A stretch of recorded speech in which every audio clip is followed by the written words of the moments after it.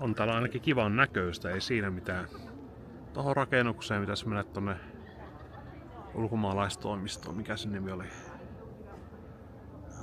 Office of International Affairs, 3. kerros.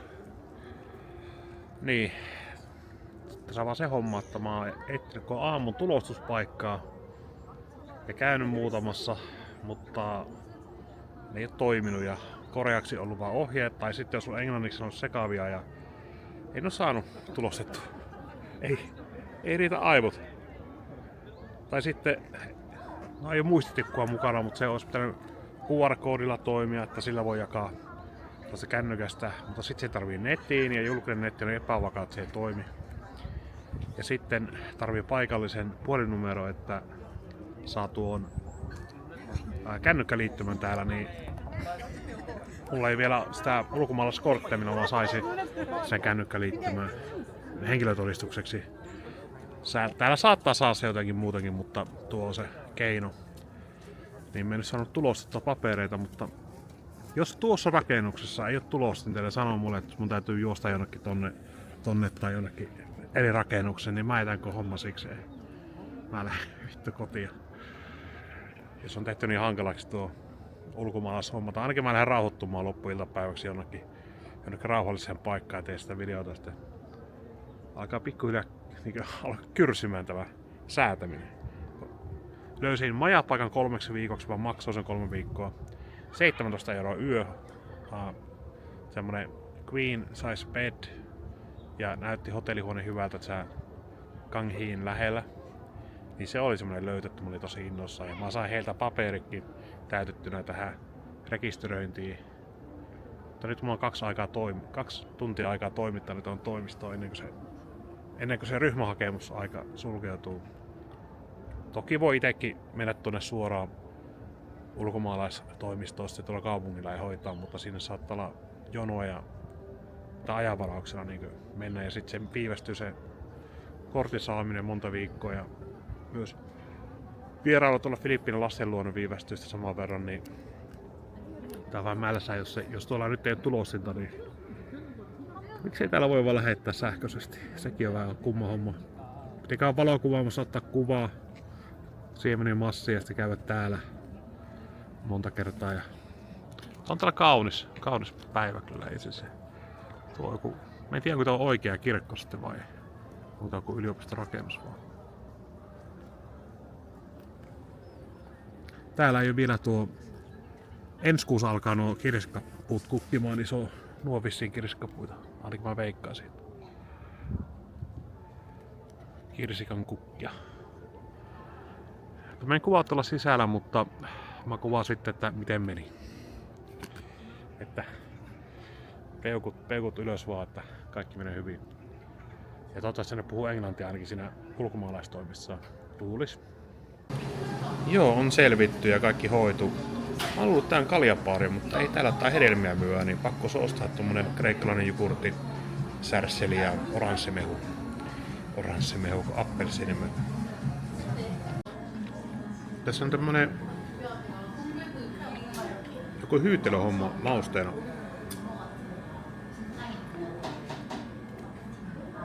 Mä en tiedä mikä maku on, tuossa on vaan niinku makeeta. Ja sitten mä kattelin, että tämä on joku keksi vissiin ja pähkinöitä ja tämmöstä, mutta mikä tää on? Mä en tiedä mikä tää on maista. Olisiko se joku luumu?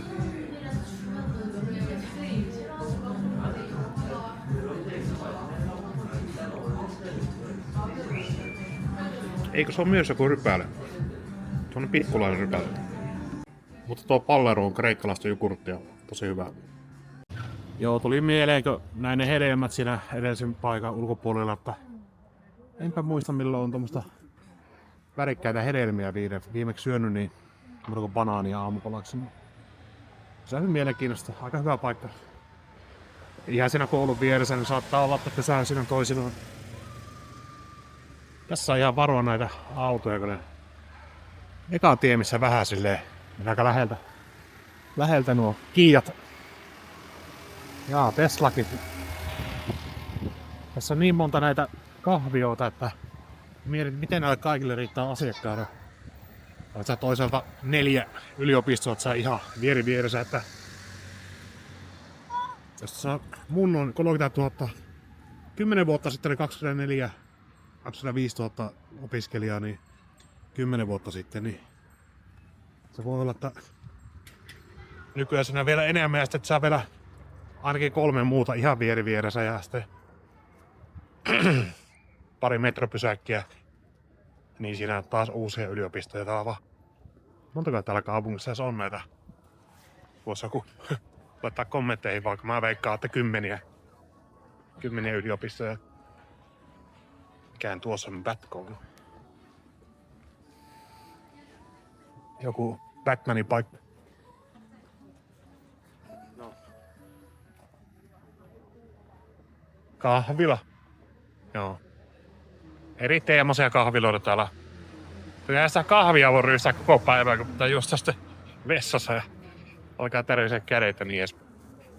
Ennen mä pystyn juomaan 20 kuppia päivässä nuorena miehenä, mutta nuorempana siis. Mä oon vieläkin nuorehko. Niin nykyään ei pysty. Se on 3 kuppia ja sen jälkeen sitten riittää, jos sitäkään. Tää on sivistynyt paikka, erittäin sivistynyt. Ehkä niinkö Aasiassa viihtyisin, ihan sehän kuin kuntosali. Viihtyisin suurkaupunki, missä mä oon ollut. Jaa, siellä on ihan podarikuvia. Tää korealaiset niin ei oo mitään pieniä aasialaisia, että tossakin monta kertaa tuu kadulla vastaan semmosia päätä pidempiä äijää. Ja monet naisetkin vähän pidempiä, että eivät ole kyllä mitenkään semmosia kääpiöitä täällä. Pitäisköhän sitä mennä huvikseen pikkukatuun? Pikkukatu. Kyllä tää sisäänpäin kääntynyt yhteiskunta tämä Korea. Täällä ei niin paljon välitä ulkomaalaisen vaikutteista kyllä. Mä näen, toimissa oli yhtä aikaa pari espanjalaista vaihto-opiskelijaa, että niillä on sama ongelma kuin mulla. Ja se toimisto itse asiassa, niin ne osasi tosi hyvää englantia ja ne vaan, että lähdet tuon sähköpostiin, ne printtaa siinä niin. Eli kaikki toimii ihan niinku Strömsössä siinä. Ja sitten se yksi äijä, mä luulen, että se äijä oli kyllä semmonen ote sillä, että se kuuluu ehkä tähän seksuaalivähemmistöön, mutta ei sillä mitään väliä, niin se toi mulle mukillisen vettä ja papereita siihen, että mä voin pyyhkiä vähän hikeä pois. 3. kerrokseen vielä lopuksi piti kiivetä. Ja siellä Mäkinen Maastosen yliopistolla, niin mä katselin askelmittarista, niin tuli käveltyä 5 kilometriä nyt yhteen suuntaan, kun mä menin sinne se aamuaikana, että jos se hankisi se sähköpyörä, niin se tulee aika paljon kyllä pyöräiltä, ja se käveltyä ihan koulumatkoja. Ja tänään se lopullinen kävely on jotain lähempänä 10 kilometriä sitten, kun pääsen takaisin tuonne kämpille. Täällä voi pysähtyä, että milloin haluaa, että ei tässä tarvitse koko ajan rehti. Ja siinä tai kurrihomma. Joo, palataanpa hetken päästä asiaan. Tässä on metrossa tämmönen etsintäkuulutusilmoitus. Kaikki on miehiä. Ja poliisi tossa, niin eikö tuo etsintäkuulutusilmoitus? Täällä ei naisvissiin tee vakavia rikoksia. No, yleismaailmasta. Kai se on. Mennäänpä ulos. Joo, ollaan taas täällä Mapogu Officessa. Sotamaan mun pysäkki vielä muutaman päivän. Täällä ilmoita uloskäyntiä, että se on 5 uloskäyntiä yhdeltä asemalta, niin pitää tarkkoin miettiä vähän, että mihin. Viimeis menin 8 ulos. Niin se on just sinne väärään suuntaan ja tässä on tämmönen leipom. Täällä on paljon leipomuita muuten. Ja sitten mä 4 aikaa aamulla kävin ostaa aamiaista, niin oli leipuri töissä, niin tuolla oli vielä putiikki kiinni, mutta oli sen leipomassa. Se on asiasta 5. Niin. Katsotaanpa löytyy täältä sellainen istuskelupaikka, missä otan kahvia tai olutta mielentilan mukaan. Tämä on se mun vakipaikka tässä World Cup Pro, eli World Cup kadu. Oletan, että Ro on katu. Tässä on World Cup stadion, se on seuraavalla metropysäkillä. Ja täällä myö sixpack, niin pikkusen päälle 6 € tommonen, no Terra sixpack. Stella Arto ei myöskään paha, se on 7 €, 7,5 €. Toissa päivänä ostin tommosen. Ja hyvin niinku belgialaista oluelta, aika edullista täällä. Ja Jussille tietenkin. On varmaan jotain semmoista 6 € myös. Saattaa olla kalliimpaa, ei minä tiedä. Sitten löytyy hyvä valikoima kaikkia snackeja ja makkaroita ja niin edespäin. Mietin, miksi ne laittanut nuo pöydät tähän pinoon. Eilettäänkin oli koko yön pinos. Tai aamulla 4 aikaa heräsin, niin oli pinoossa nämä. No, mäpä käyn hakkeen yhden juotavan ja mä istun tässä hetken. Ei jaksa vielä mennä kämpille. Kun sinne sitten jää ja sitten mä herään joskus taas 4, niin valossa on aika hyvä vähän liikkua ja katsoa vähän ympäristöäkin. Ollaan me sentään Etelä-Koreassa Soulissa nyt. Joo, ton verran askelia. Kävin vaan koulussa ees takaisin. Oli tuo aamiaisreissu tohon GS 25 tonne toiselle puolelle. Aika paljon askelia täällä. Tää on tämmönen kaupunkiviidakko, että on paljon portaita ja onneksi mä perjantaina muutan paljon lähemmäs, niin meillä on 2 pysäkkiä tuolla metrolla ja sitten voi kävellä sen koululle. Pääsee ehkä ei sekään puolen tunnin reissu ihan, mutta nyt on semmonen 1,5 tunnin yhteen suuntaan, niin vähän liian pitkä. Mutta niin, eilinen päivä oli semmonen add kautta drop off, jolloin piti päättää ne kurssit koko lukukaueksi. Se viimeinen, tämä on vielä toisiksi viimeinen tilaisuus. Vielä on viikon päästä on ensi viikon joku tiistai, nyt on keskiviikko, niin on vielä semmonen tilaisuus, jos jotakin vielä kaduttaa. Mutta meni koko päivä siihen pohtiessa ja lukujärjestystä kootessa. Että ei me koulupäivät semmoisen ärsyttäviksi, että on niinku 2 tunnin hyppytuntia vaikka tai tämmöstä, niin mä sai ihan mieluisia kursseja, että mä en nyt suoriltaan muista. Tänään olisi ollut Korean sosiologia ja kulttuurikurssi. Korean Society and Culture, niin tämmönen kurssi. Mutta tämä päivä meni taas tähän ulkomaalaislupien säätämiseen ja papereiden kokoamiseen ja tulostamiseen, niin ei ollut mitään chanssiä, että mä sen luennolle ensimmäiselle, niin ensi viikolla sitten. Ja mulla hyvin onnistuu kokoaa. Kuitenkin mieluisia kursseja kaikki 4 kappaletta.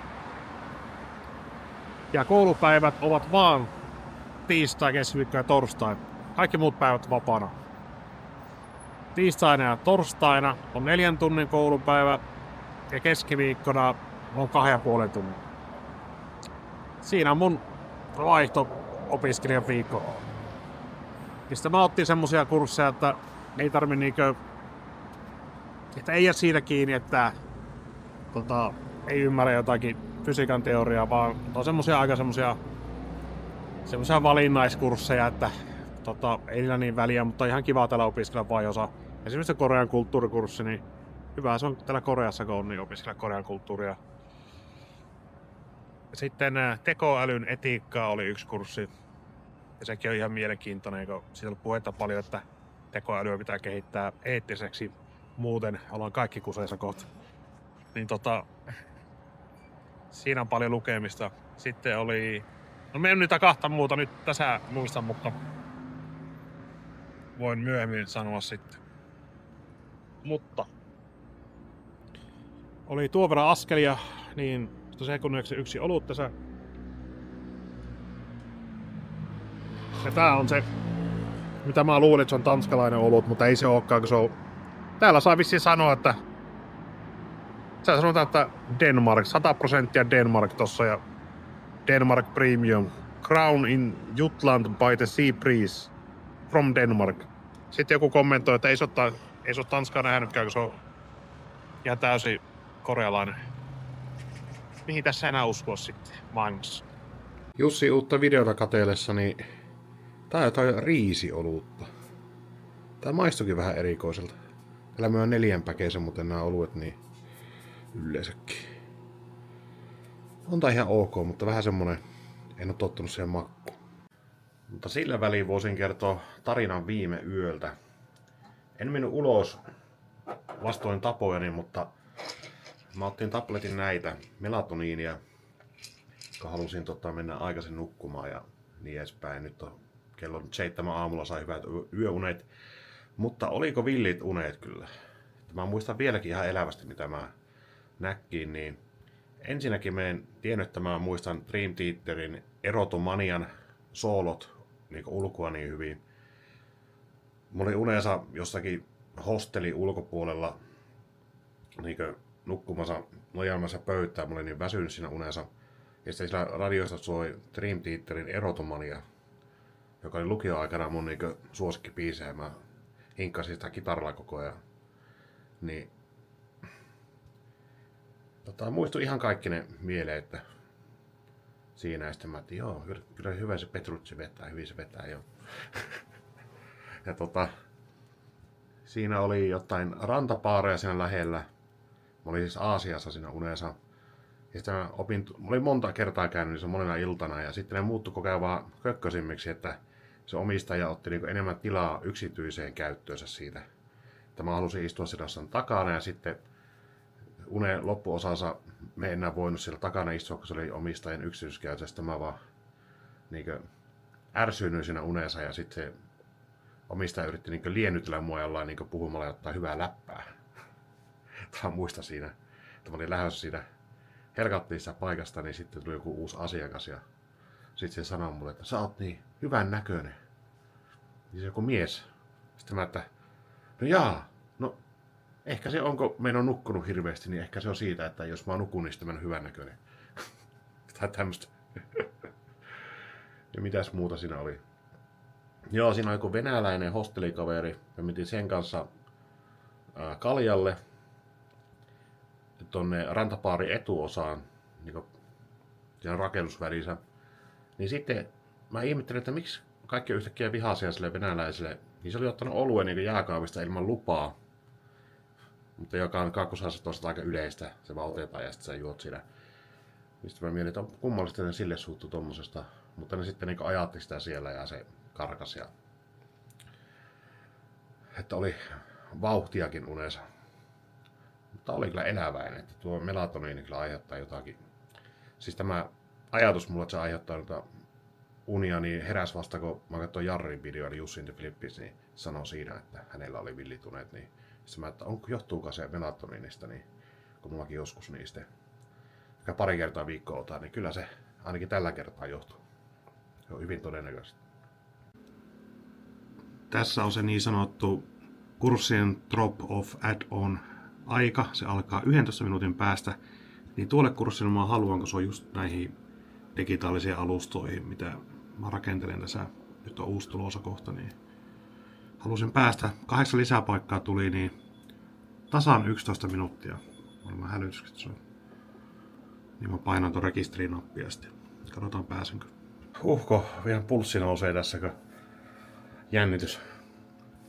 Niin sai rekisteröityä niin samalla sekunnilla niin tämä Digital Service Ecosystems, niin otan tuon yhden kurssin pois nyt tätä Image Culture and Technology, siinä on jotain elokuvajuttuja.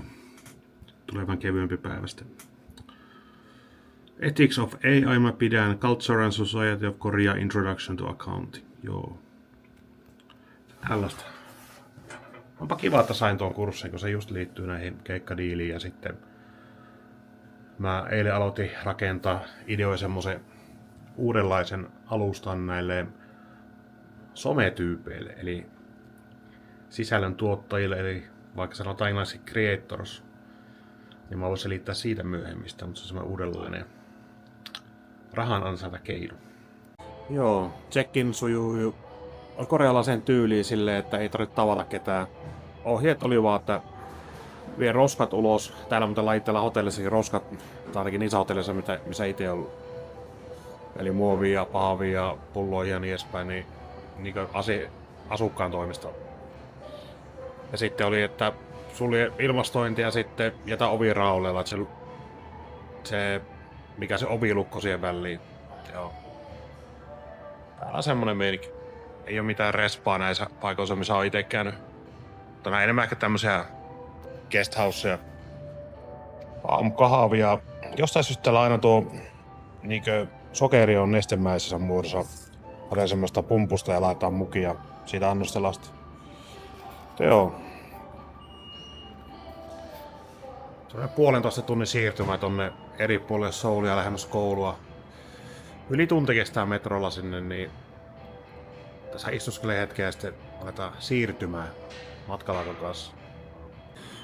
Joo, mitäköhän se tekisi 2 nuorta brittimuijat ei saa käyttää tuo lipunmyyntikoneetta, niin 15 minuuttia tuossa ainoa koneetta, missä saa lipu ostettua, niin hinkkaat saa ees takaisin ja jos on ladalla sitä korttia. Onko siellä Briteissä joku vikana koulutussysteemi, kun kyllähän se pystyy tajuamaan vaikka se koreaksi, mutta englanniksi saa ihan sen kielen vaihtoa siinä. Että eikä Lontoossakin aikamoiset metrot.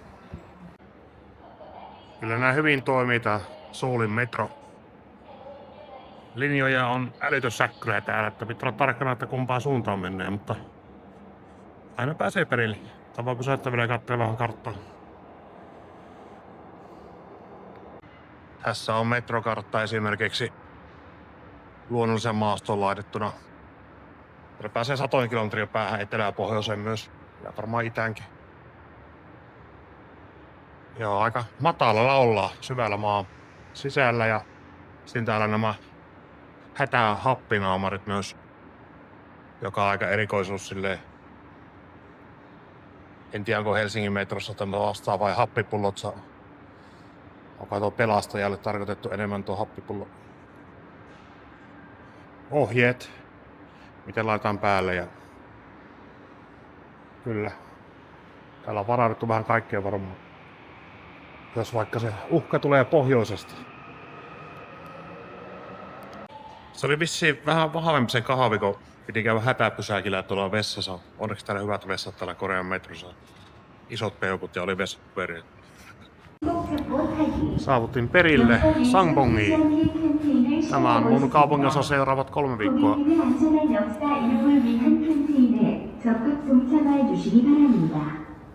Keli on semmonen alle 10 astetta kyllä.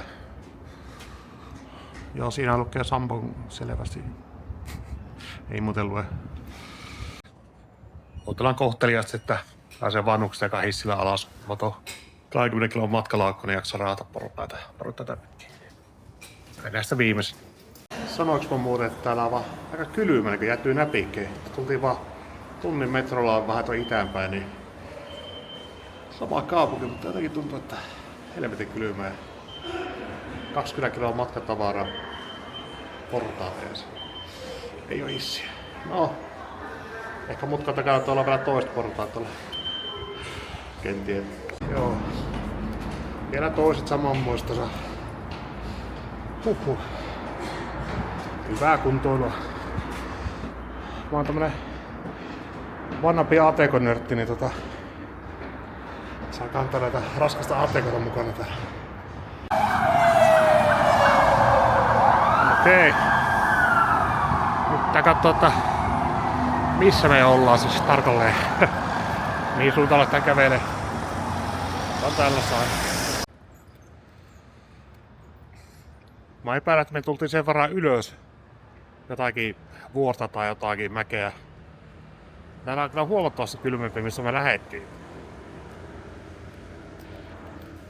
Huomaa ihan, että näpit jäätyy ja ehkä vielä vähemmän lehtiä puissa. Tosta vaan alaspäin ja pikku yli ja katsotaan, jos matkan varrella on kiva paikka, mä pysäyn siellä lämmittelemässä tai Dataamossa tai kahvilla tai kaljalla. Siinä olisi lupaava paikka. Ja kattokaa. Me kuseeta. Coffee and beer. Siellä on kahvia ja olutta. Pitäisköhän sinne mennä? Onko se auki vielä? Niin se vissi on. No. Mä jatkan vielä. Mutta hyvä tiedä, että tuossa tulevan kämpän vieressä. Tuli mieleen se korealaisesta merkkinimistä, että tässä huoltoasemaan merkki on I am your energy. Se kaikki tietää tuon L:n, joka on lyhennys taas life's good. Sitten tuolla on tuo see you marketti. Niin se on niinku see you. Eli näin sinut. Hauska perinne heillä. Siinä on mun paikka seuraavaksi 3 viikoksi. Sielläkin mä toivon, että mulla olisi mahdollisuus lähteä Filippiinään käymään viikoksi. Eli tuo Restia Stay. 17 € yö Agodan kautta.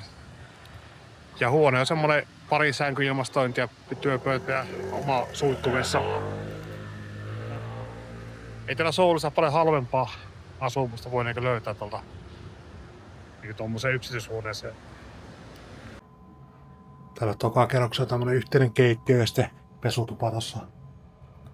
Vielä 1 kerros ylemmäs meikä huone. Tuli tähän lepäämään hetkeksi. Tossa on ilmaiset kahvit kulmaa. Tätä kahvitiivistettä tuo. Näyttäis olevan. Huoneessa jääkaappi myös. Tuokin on vissiin jääkaappi. Siinä se olisi. Katsotaan toimiiko.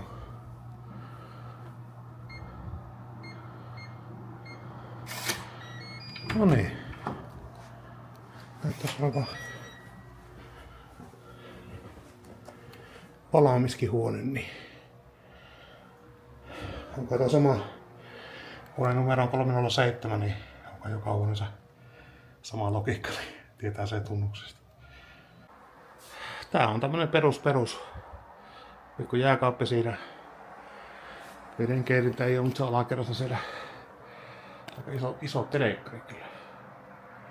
Jos yhdistää toisen läppärin tohon, niin ikkuna jopa. Täällä sanotaan, että jos on ikkuna, niin se on jo hyvä huone. Varsinkin tällä hinnalla. Niin. Joo. Ja täällä on sama suihkusysteemi kuin tuolla 2 eri suihkua. Pitää tuossa vipusta vääntää vasemmalle. Sitten tulee pienempi suihku ja oikealle. Isompi suihku ja keskellä sitten tuo hanaa päälle. Ainakin viime paikassa oli. Joo.